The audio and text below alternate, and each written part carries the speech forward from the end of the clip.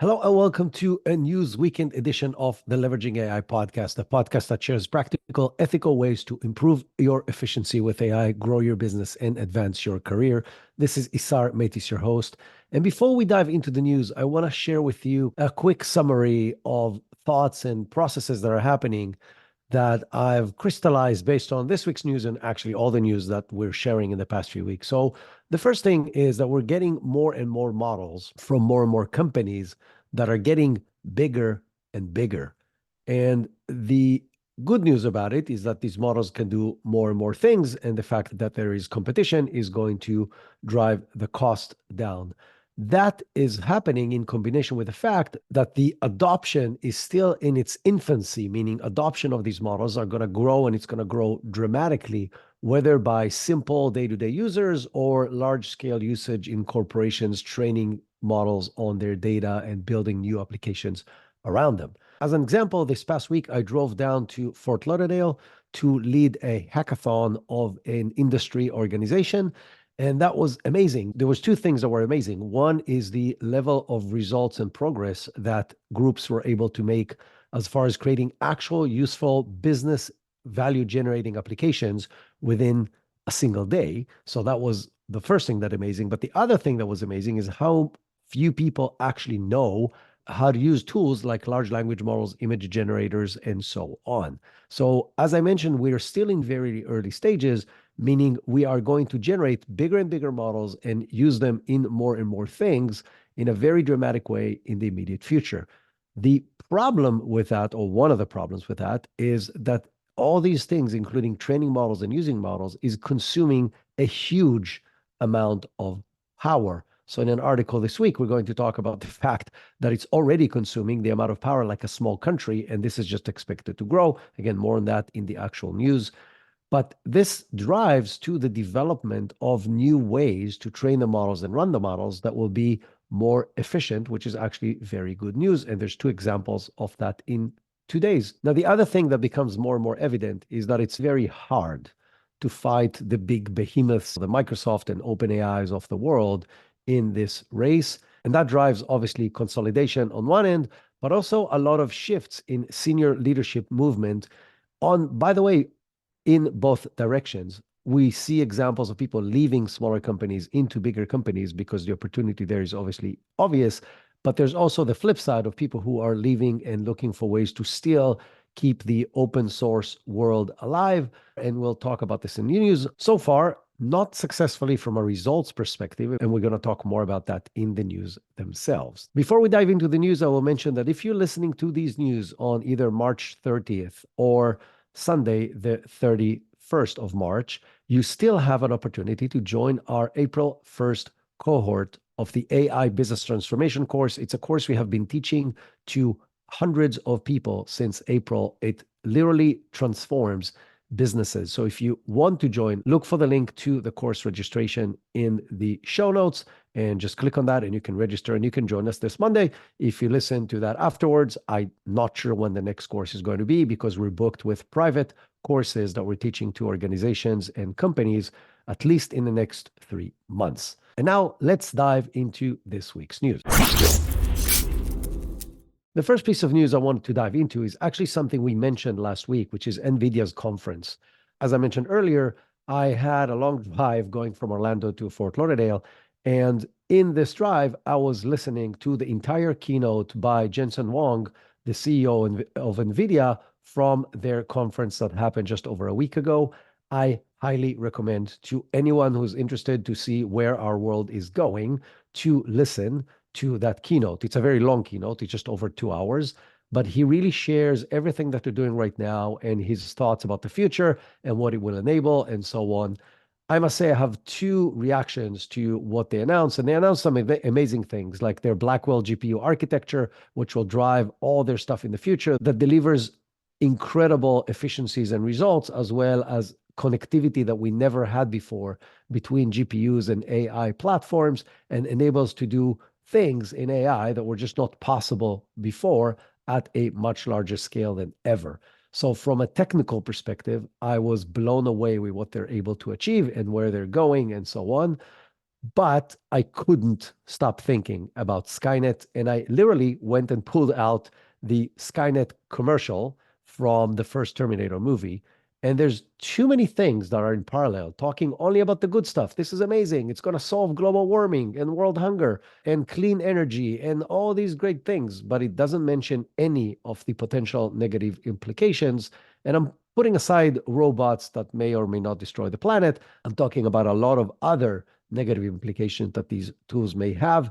And I feel that these companies that are driving this train forward are driving it faster and faster with huge resources that are promising even bigger returns while either ignoring or at least downplaying the potential negative aspects. And this is not a good sign. But as I mentioned, don't take it from me.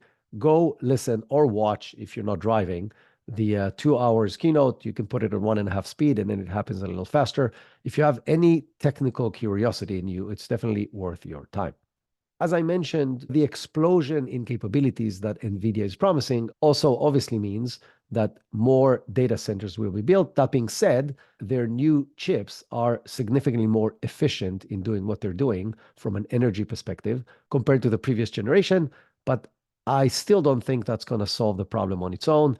The International Energy Agency, the IEA, estimates that data centers for cryptocurrency and AI currently represent almost 2% of global energy demand in 2020. And that is going to double to about 4% by 2026. I think they're underestimating the pace. And I think the new report, whenever it comes out, will show that it's a lot faster. Just as an example on how much energy usage is required, running AI data centers requires 30 to 40 times more energy than running traditional computing to do similar tasks. Now, this is just the beginning because so far, most of these models were language models. The image generation are still not close to the same scale of usage. And we talked about this in several shows. Following very quickly is video generation, which is obviously image generation on steroids because you got to generate every single frame. So the requirements for these very energy consuming data centers is going to grow exponentially as we start generating more and more video with AI, which will start this year. Now, to make this even worse, these data centers require a reliable, consistent source of energy, meaning the vast majority of them are running on non-renewable energy, which means they're carbon-based and releasing a lot of negative impact into the environment. But as I mentioned in several different episodes, a lot of researchers are looking for ways to make the training of these models as well as the execution of them more efficient. And this week, researchers from MIT released a new way to create images that they're calling distribution matching distillation, or DMD for short, which is a tool that enables to create images like in Midjourney and DALL-E and Stable Diffusion, not using a diffusion model, which was the common way to create images so far that is being used by the tools I just mentioned. This new framework is eliminating basically the multi-step, usually like 100-step process to create an image, and generates the image in a single step. Now, not only that, it keeps the same quality of outcome as the existing diffusion models. This means two very important things. One is it is extremely faster than existing solutions. In the tests that they've done, they've tried to generate the same image. Running the image on a diffusion model took them 2.59 seconds. Running it on their DMD model took just 90 milliseconds, 28 times faster than the current models. The other benefit of that is that it's obviously dramatically reduces the computation power required in order to generate images and hence reduces the energy that it requires. Combine that to what I said before, that we're going to be generating a lot more. And when I'm saying a lot more, I'm talking about several orders of magnitude more AI-based video this year than ever before. And it's going to keep on exploding as this technology moves forward. Having the ability to generate images faster with less energy is a huge benefit both to the creators as well as to the environment. And with that, let's jump as usual to some of the big giants. Microsoft made several announcements this week, and some of them are in combination with some of its suppliers. Microsoft is pushing very aggressively to generate what they call a AI PC, What is an AI PC? AI PC is a PC that will be able to do AI capabilities on board. So basically run many of the Copilot functionality on the computer itself versus in the cloud, which is the way it is done right now. That requires a whole new set of chips. Currently, Microsoft PCs are using chips from mostly Intel, AMD, and Qualcomm. And this past week, Microsoft released what is their minimum requirement to run the Copilot tools locally on the PC. One of the requirements is to have an NPU that runs at 40 TOPS. So, what is an NPU and what the hell is 40 TOPS? An NPU is a neural processing unit. So, traditional computers have a CPU, which is their centralized processing unit.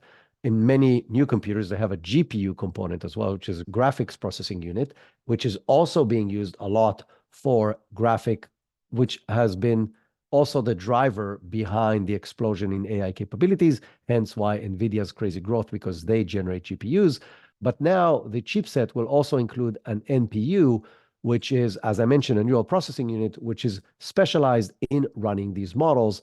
The idea here is obviously not to take over CPU and GPU time when running AI capabilities, meaning it's not going to slow down everything else that the computer is doing or the graphics that it's running, but it's going to run on its own little components. So what the hell are TOPS? So TOPS is trillion operations per second. It's basically a measurement of how much computation can these chips do in a single second. So the requirement that Microsoft has put for these chip manufacturers is to get to at least 40 NPUs, meaning 40 trillion operations per second is the minimum that they require. Now, that doesn't tell us anything unless we look at current chips that we have. So Intel's Meteor Lake NPU offers 10 TOPS, which is the chip they're selling right now. AMD's Ryzen provides 16 TOPS. Both of them are falling very short from the 40 TOPS requirement. Qualcomm is the only company that currently already sells chips that surpass that. It's their elite chips with 45 TOPS, but Intel is already working on chips that will do the same thing, and there's no doubt in my mind that AMD will do the same. Now, why does this matter? It matters because it means that the next generation of PCs will be able to run very sophisticated AI operations on board the computer itself. That provides three very important benefits. Benefit number one is speed, because it doesn't have to send the information back and forth to the cloud in order to present it to you.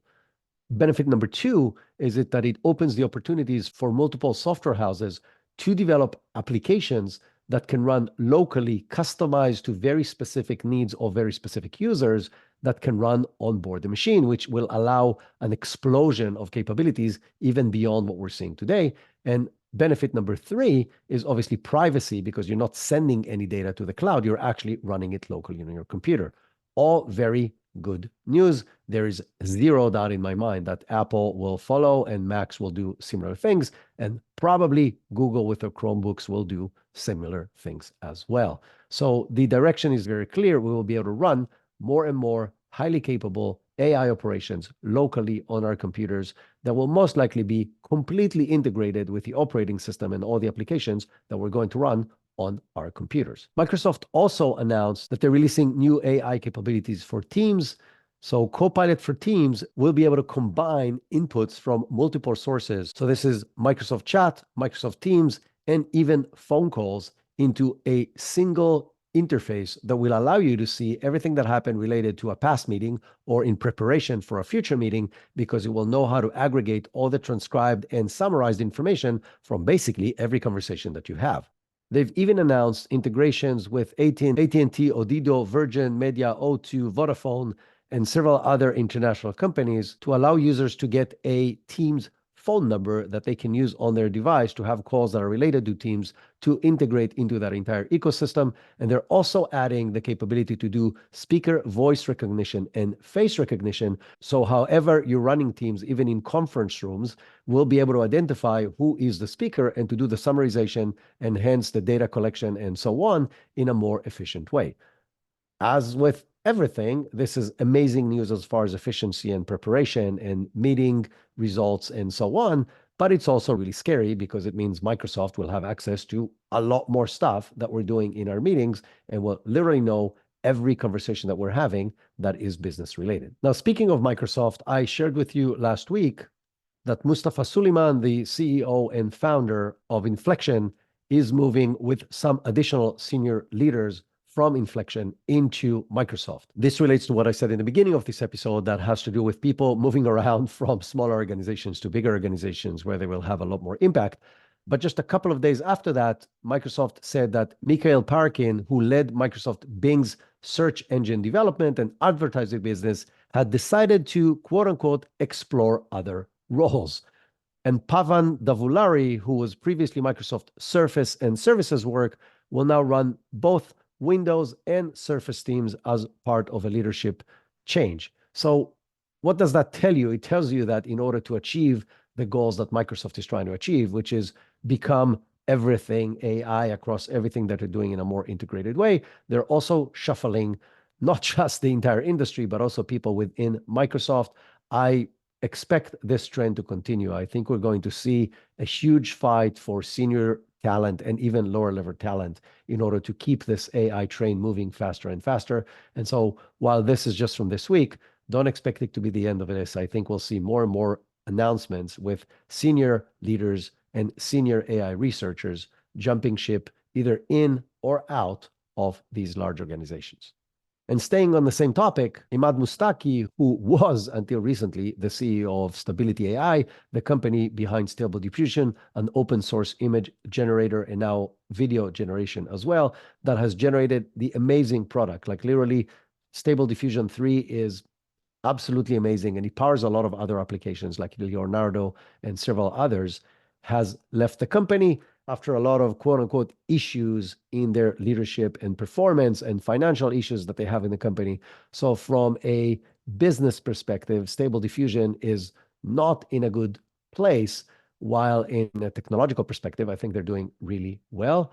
What does that mean about their future? I don't really know. But why is that related to the previous news? Because this week, Mustaki released a selfie of him being on a video chat with Satya Nadella, the CEO of Microsoft. Now, he did not share what they talked about, but he did share that they did talk. He did say that he's pursuing decentralized AI, which hints to potentially the fact that he will not join Microsoft. But just the fact that these kind of conversations are happening are telling you what's happening behind the scenes in the politics of this gigantic and growing industry. Another major player that made a big announcement this week is Databricks. So Databricks is a company that was built on an open source community platform that has been generating database, data management, and AI tools for multiple companies. The Databricks has been around for over 10 years, and they've just released a model that they call DBRX that has 132 billion parameters that is running on top of their existing architecture, allowing companies who use Databricks infrastructure to develop better, faster, more capable AI solutions on their existing platform. It is currently outperforming leading other open source models such as Llama 2 70B and Mixtra, which are the two leading open source models right now, in benchmarks such as language understanding and programming and math and several others. And they're claiming that it's significantly more capable than GPT 3.5 at a fraction of the cost. The interesting innovation here is that they've used the concept of mixture of experts in their main architecture, which is actually using 16 expert sub-models dynamically in every step of the token generation process, which means they can generate things a lot faster. So let me explain this to you for a second. Traditional models like GPT 3.5, GPT-4, and even Claude are using the entire language model to generate everything they need to generate, meaning it is a huge effort to generate every single token or every single word that it's putting out based on the instructions or the prompts that you're giving it.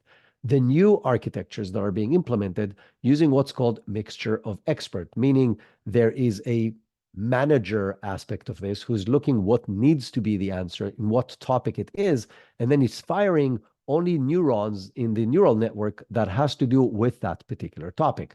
This makes the process significantly more efficient and faster, and the new way that Databricks has implemented it, they're saying, is even better and faster than the standard mixture of experts concept that existed so far. This connects directly to what I mentioned earlier, that everybody is looking for better ways to run these models in order to make them more compute efficient, which helps them in means of speed, cost, scalability, and consumption of energy. Now, it's obviously not a surprise that Databricks has moved in that direction. They have been the company to go to when it came to hosting data and creating AI models on top of it until the recent rise of the AI models from everybody. And now, basically, every cloud storage provider like Amazon, Microsoft, and Google are offering these kind of capabilities on their platform. So Databricks have to step up their game. The fact that they're releasing their model as open source is obviously to attract additional development from the huge community of AI developers out there, but also to attract talent to them, showing that they are going to continuously share that and that they're in the tip of the spear of the open source world. Now we just have to see how many of Databricks users are actually going to adopt this new capability and what kind of value they can drive from it, or will they start leaving and moving to other platforms such as Google Cloud and Azure and AWS. Since we're speaking about models and how they rank compared to other models, let's continue by talking about Claude 3. So Claude 3 was released a few weeks ago and in three different tiers: Opus, Sonnet, and Haiku, with Opus being the biggest one, Sonnet the middle, and Haiku being the smallest one. And as of this week, it's the first time that Claude 3 Opus, the largest model, has passed GPT-4 on Chatbot Arena for the first time. So those of you who don't know about Chatbot Arena, we talked about this in several different episodes before, but Chatbot Arena is run by LMSys, Large Model Systems Organization. And what they do is they allow you to run your prompts on a blind test on two different models, and you need to rank which model has performed the job better. This allows them to compare models without the users being tinted to one way or another, and really rank the models based on actual results across a gazillion variation of different tasks, because it's open to the public and anybody can go there and run these tests and provide feedback. So it was the first time ever since the release of GPT-4 that any model has actually passed it in its ranking, pushing GPT-4 to number 2. That being said, it's in a very small margin, and it's allowing Claude 3, a brand new model, to compete with a model that were released about a year ago by OpenAI, when they're just about to release GPT-5 or GPT 4.5, whatever they're going to call their next model, that is supposed to be significantly better than GPT-4. And so I don't expect Claude 3 to stay at the top of the list for a long time. That being said, all three Claude 3 models are ranked in the top 10 on the leaderboard, which is very impressive for including the small model. But the more interesting fact is that the top 20 large language model in Chatbot Arena are all predominantly proprietary, suggesting that the open source models are still far behind, because the top 20 models are run by closed source big players.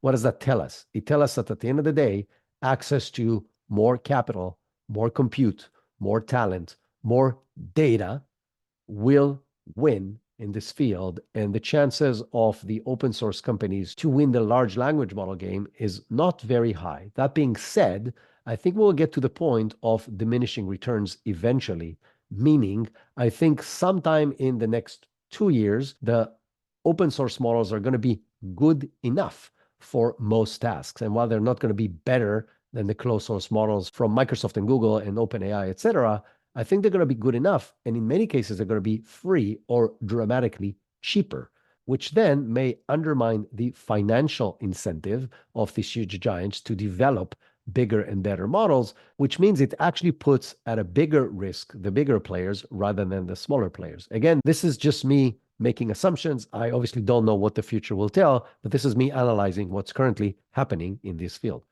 Staying on the same topic of large behemoth and their announcements about AI, one of the players that have been surprisingly quiet is Apple. So Apple finally announced the date for their WWDC conference, which is their annual developer conference that they're doing every year. And they started hinting about AI capabilities, which they haven't done so far. So the current expectation is that the new iPhone 16, and the new operating system, which is going to be iOS 18, is going to have a lot of AI built into it. As always with Apple, they've released very little information about what is going to be possible. But from a lot of hints that we're getting, it seems that Apple is going to go in two separate directions. There's going to be a lot on-device AI capabilities that will run on their own chips and will provide various capabilities in combination with cloud-based AI processing that it seems is not going to be done by Apple, which means Apple is probably going to run everything that's going to run on the device, and they're going to send the information for the cloud processing to some other players. So, in a weird twist of events, it looks like Apple is going to send AI cloud functionality to Google Gemini, at least in all the world other than China, where there have been in conversation with Baidu to do the same thing for them over there because Google is not allowed to work in China. If this is what actually happening, this is obviously a very interesting twist because Apple and Google are the biggest competitors when it comes to the mobile world, and Apple sending some of their capabilities to Google is surprising to say the least. From a Google perspective, this actually happens. It's going to give a huge boost to Gemini because tens of millions of iPhone users are going to start using Gemini on daily basis. Is this actually what's going to happen? Time will tell, but we'll know very shortly once W actually happens. On a completely different topic, the US Department of Treasury just released a report on managing AI-specific cybersecurity risks in the financial services sector. And this report is showing a widening gap between the current capabilities of the financial sectors and the capabilities that AI brings to the table as far as risks. And they are talking about these gaps on several different aspects. One of the gaps is between large and small financial institutions and their ability to adapt to the current risks and even to the adoption of AI technology, with obviously the bigger players having significantly more resources, meaning the smaller ones are going to be significantly more exposed. They're also saying that there is not enough data sharing among companies on how to deal with all the AI implementation as well as risks, especially in the field of fraud prevention. And they're talking about that there is a serious need right now to develop new frameworks and best practices and additional research and development in all the aspects of financial services in order to deal with the advancements of AI. This is obviously not good news, but I expect this gap to widen, at least in the immediate future, because right now there are a lot more resources going into the development of AI than to deal with the negative implications of the development of AI. I really hope that the government will step in at a certain point and put whatever limitations or budgets or both in order to deal with the new situation, because otherwise the catastrophe is just brewing and really bad things can happen because the AI capabilities will drive stuff that the financial sector and many other sectors does not have the means to deal with. And if you think that we can go a full week of AI news without talking about OpenAI, haven't happened so far, and it's not going to happen this week either. So TechCrunch released a research about the GPT store. So those of you who do not know what the GPT store is, it's GPTs are these mini applications that anybody can develop, including you if you're paying the $20 a month for the paid version of ChatGPT. And you can release them to the wild, so to this GPT store. And what they're saying that the GPT store is getting filled with many GPTs that actually break a lot of rules across multiple industries and so on.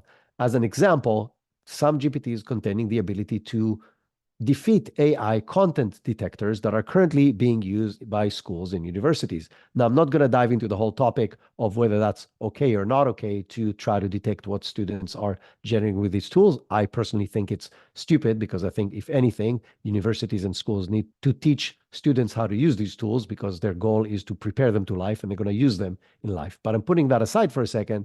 This goes, developing these kind of tools is against OpenAI's own policy. Some of the other GPTs are helping users circumvent the limitations that OpenAI has put on what content you can generate. So basically, jailbreaking ChatGPT to do things that it's not supposed to do that was presumably blocked by OpenAI. That obviously doesn't make a lot of sense. Other GPTs impersonate figures like Elon Musk and Donald Trump and Leonardo DiCaprio and Barack Obama, which again is going against the regulations and the rules that OpenAI themselves has defined. And there's a lot of other examples on quote unquote bad GPTs. Add to that the fact that a huge amount of these GPTs are pure junk. They're not really helpful. They're not doing a lot of useful things, and you can't really use them for anything productive, but you may spend a lot of time trying to figure out what they do. So overall, it seems like currently the GPT store is the Wild West, despite the fact that OpenAI has teams in place that are supposedly monitoring what's currently happening and approving different apps. That doesn't seem to be the situation right now. That being said, there are some GPTs that are absolutely incredible as far as the results that they can generate. Developing your own GPTs based on the needs of your business. Some of these things we have done in the hackathon in the past few days, which again generated amazing value to the companies that are going to use these GPTs. And when I say amazing value, I'll give an example. Some of them help with proposal generation and reduces some of the efforts from a few days to minutes or a maximum of an hour. So if saving a few days in a process that you do every single week is not significant, I don't know what is. So GPT in general is awesome. Some of the existing GPTs on the GPT store are absolutely mind-blowing and amazing in their capabilities, but OpenAI definitely needs to do a better job in monitoring and curating what goes on the GPT store. Otherwise, it will very quickly lose its value because it's going to be very hard to find stuff that's actually useful in an ocean of junk and bad GPTs. If you enjoyed this episode and if you've been enjoying this podcast, I would really appreciate if you do two things. One is open whatever platform you're running this podcast on and give us a review. And also open it right now, click on share and share it with a few people that you know. Yes, right now, pull up your phone. Unless you're driving, don't do this if you're driving. But if you're not driving and you can pull up your phone safely right now, pull up the phone, click on the share button next to this podcast and share it with a few people that you could think can benefit from this. We're not investing money in marketing. We're investing all of our resources in providing you as much value as possible. So if you want to help your friends or colleagues know more about AI and you think this podcast is a good way to do that, we would really appreciate if you share that with them.